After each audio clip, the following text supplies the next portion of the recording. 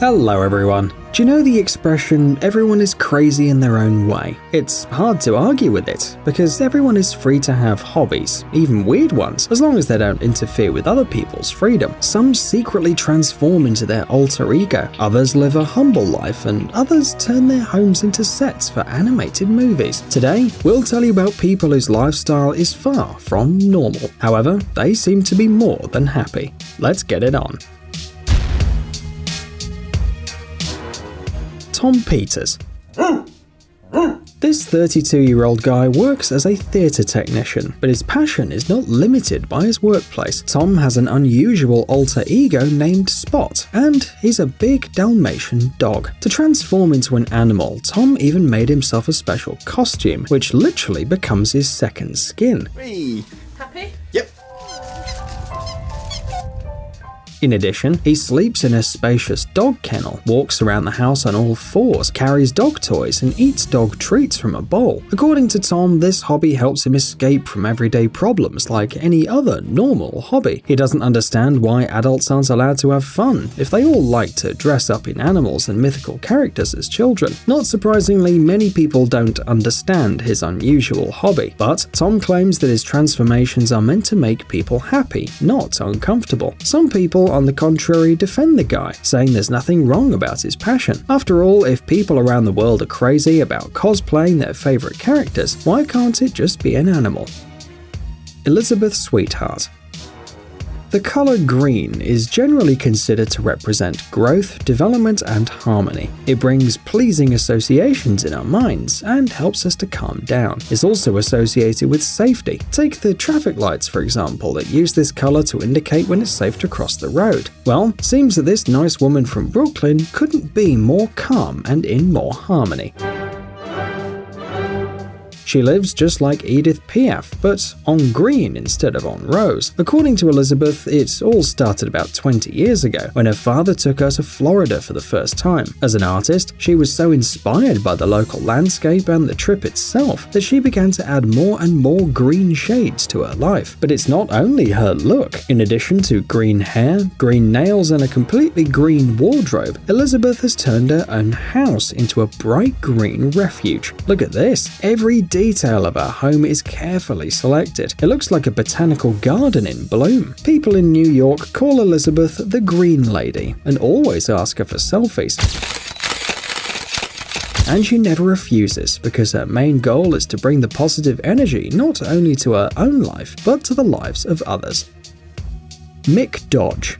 Have you ever heard of downshifting? Recently, it's been gaining popularity all around the world. People who are tired of the frantic rhythm of big cities and the invasion of smartphones are called downshifters. As a rule, they travel somewhere far away from cities, to the countryside or some secluded place to start a new life. Their idea is to abandon the usual advantages of modern civilization and values, be it financial well-being, career advancement, or access to technology.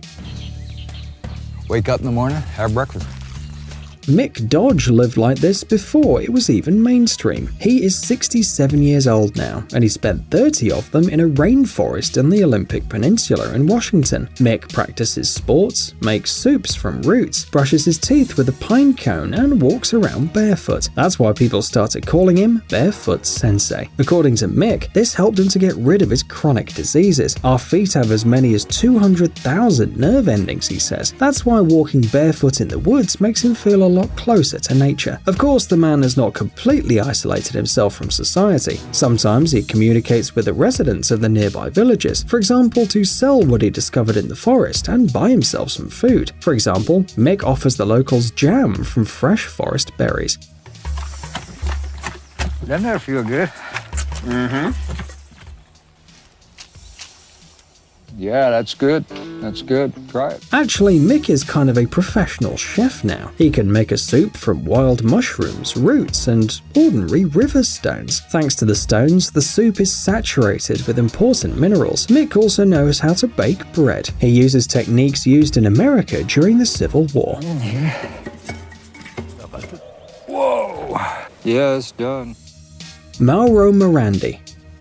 here's another amazing back to nature story. Back in 1989, when the Italian Mauro Morandi was 50 years old, he decided to leave everything and go to Polynesia to find an island to live in solitude. Unfortunately, or fortunately, his journey was over before it even started. His boat engine broke down, and the adventurer had to dock near the desert island of Budelli near Sardinia. This is how Mauro learned that the island keeper was going to retire in the next few days, and took it as a sign from the universe. This Italian Robinson Crusoe decided to take up this job, and has remained there to this day. Despite the fact that his life is isolated from civilization, he still set up some amenities. For example, he installed solar panels to generate electricity. Of course, in a sense, Mauro still depends on the life of the surrounding villages. Every few days he goes to the mainland to buy food, which he then stores in a refrigerator he bought recently. One day, Mauro couldn't get off the island for 10 days because of a severe storm. At that moment, he said he had almost accepted his destiny to starve to death, but fortunately it all worked out in the end. Mauro claims that he had never had a cold in his 30 years on the island, thanks to the miraculous power of nature. Also, at some point he decided that it was selfish to enjoy the beauty of the island by himself, so the 80-year-old Robinson decided to take advantage of the island's tourist Wi-Fi hotspot. Mauro set up accounts on social media and now posts pictures of his land and communicates with his followers. Leif Haugen. Just look at these incredible landscapes and imagine what it's like to wake up on a mountain at the first light of day and sip your morning coffee while enjoying this sunrise. Leif has been living like this for 26 years, only in the summer though. He works as a fire lookout for the US Forest Service, and thanks to his profession, he's been able to reconnect with nature for more than 2 decades. Normally, during the day, Leif is responsible for the transmission of weather data via radio and the monitoring of the surroundings near Montana and the Canadian border. He's witnessed major fires on several occasions. For example, in 2003, local forests were struck by lightning. The fire then covered more than 200 square kilometers. But Leif is fearless. Even during fires, he sees the beauty of nature. Warwick Mitchell. Everyone who's ever watched Lord of the Rings must have noticed the breathtaking views. Director Peter Jackson found these landscapes in New Zealand's Fiordland National Park. It can only be reached by boat or private jet, as the nearest road is a 4-day walk away. Warwick Mitchell sacrificed his life in the city and the benefits of modern civilization to see the beauty of nature here every day. Together with several other enthusiasts, he lives in the park with minimal amenities: rainwater, solar energy, and a refrigerator.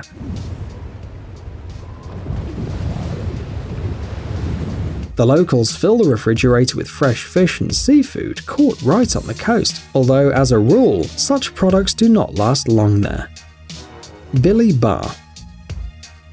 Gothic, Colorado is one of the coldest places in the United States. It's also called a ghost town because since the 1920s, when the last silver reserves ran out, no one has lived there except for Billy Barr, a hermit who spent more than 4 decades here. Since 1974, Billy has been carrying out daily research in Gothic, measuring avalanches, snow, and water. He was motivated by 2 things: his obsession with nature and his dislike for people. After living his whole life in the vibrant New Jersey, Billy, as a student, found himself in an abandoned city and fell in love with it forever. Billy lives alone in the settlement. His communication with people is limited to occasional skiing trips to the nearest village, as well as meetings with scientists coming to Gothic. When he's not reconnecting with nature, he likes to spend his time next to a fireplace, reading a book or watching his widescreen TV with a cup of tea. And data on climate change, animal migration, and temperature, which Billy has been scrupulously collecting